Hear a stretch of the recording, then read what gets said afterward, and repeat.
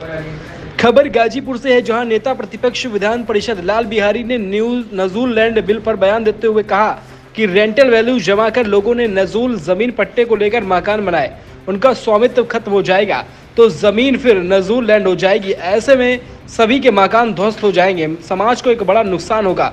लाल बिहारी यादव ने कहा कि इसलिए हमने विधान परिषद में बिल का विरोध किया है और सरकार को बिल वापस लेना पड़ा। लोकसभा में पेश वक्फ बोर्ड बिल पर लाल बिहारी यादव ने बयान देते हुए कहा कि सपा मुस्लिम वक्फ पक्ष के पक्ष में है, संवैधानिक व्यवस्था का अनुपालन करना चाहती है।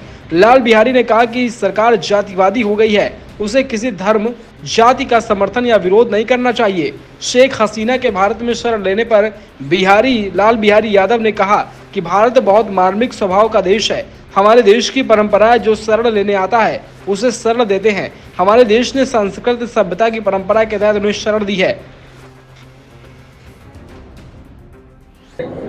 यहाँ के लोगों ने नेता प्रतिपक्ष बनने पर मुझे स्वागत करने के लिए बुलाया है, इसलिए मैं गाजीपुर आया। नेता प्रतिपक्ष बने हैं, आखिर ऐसी क्या दिक्कत है जो सरकार पिछले नजूल लैंड की जो है तो बिल लेकर आए, लेकिन विधान परिषद में ही वो जो है पूरी तरह से खत्म हुआ। आखिर क्या कमियां था? नजूल लैंड की भूमि पर लोगों ने जो डीएम द्वारा बनाया गया जो है रेंटल वैल्यू था, उस वैल्यू को दे करके जमा करके सरकार के खजाने में वह जमीन लिया था और पट्टे पर, और उस पर मकान बना लिए थे।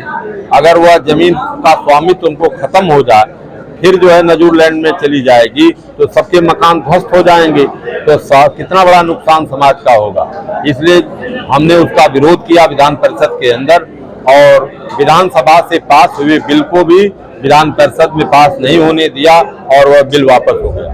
आज संसद में जो वक्फ बोर्ड का बिल आ रहा है, तमाम जो मुस्लिम नेता जो उसको लगातार विरोध कर रहे हैं, समाजवादी पार्टी का क्या रहेगा? समाजवादी पार्टी मुस्लिम वक्फ जो है उसके पक्ष में है, और वह चाहती है कि भारत के संविधान में जो व्यवस्था है वह व्यवस्था सबको स्वतंत्रता का अधिकार, समानता का अधिकार है, और हमारा जो है पंथ निरपेक्ष यह संविधान है, इसमें सभी लोगों को अपने अपने धर्मों के मानने की स्वतंत्रता है।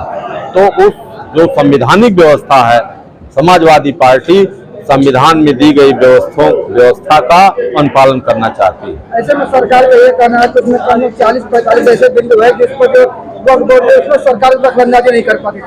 अगर ये बदलाव हो जाए तो सरकार का उस पर कब्जा हो जाएगा। सरकार तो जातिवादी मानसिकता की हो गई है, और सरकार जो है भारत के संविधान में जो चीजें उल्लेखित नहीं है, यह हमारा भारत देश का संविधान जो है हमने बताया पंथ निरपेक्ष है, तो फिर इसमें किसी एक धर्म की बात करना, किसी एक धर्म का विरोध करना, किसी जाति का समर्थन करना, किसी जाति का विरोध करना, यह संविधान की अवहेलना है।